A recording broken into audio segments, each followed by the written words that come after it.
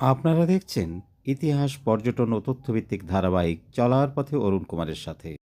চলতে চলতে আমরা পৌঁছে গিয়েছিলাম কোচবিহার জেলার গোসানিমারি থেকে। সেখানে আমরা উপলব্ধি করলাম, প্রত্যক্ষ করলাম এক অনাবিল অভিজ্ঞতার। চলুন দেখা যাক, শোনা যাক এখানকার বৈশিষ্ট্য।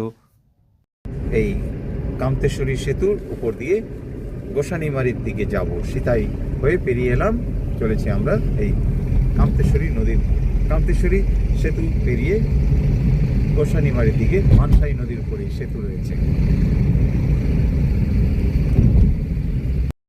চলতে চলতে আমরা পৌঁছে গিয়েছিলাম গোসানিমারি হয়ে এবার আমরা চলেছি সিতাইয়ের দিকে। দেখতে পাচ্ছেন ব্রিজ বেশ আলো ঝকমক করছে, কিন্তু এখন যেহেতু রাত্রিতে অতটা স্পষ্ট হচ্ছে না। আচ্ছা, এই যে চলেছি আমরা, এটা কি ব্রিজ এবং কোন নদীর উপরে ব্রিজ? এর গ্রামটা এটা গোসানিমারির কাছে মানসাই নদীর ওপর মা কামতেশ্বরী সেতু।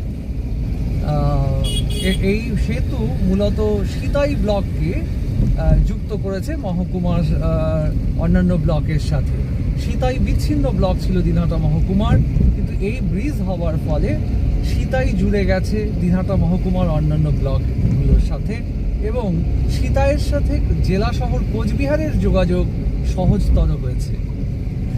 অর্থাৎ এই গোসানিমারি যেটা একটা হেরিটেজ জায়গা, মন্দির যেটা রয়েছে, সেই মন্দির মায়ের নামে এই সেতুর নামকরণ, এবং অন্যান্য দিক থেকে খুব গুরুত্বপূর্ণ কৃষি পণ্য জাত এই এলাকা, কিন্তু এখানে বাংলাদেশ বর্ডারও রয়েছে, কাছাকাছি রয়েছে।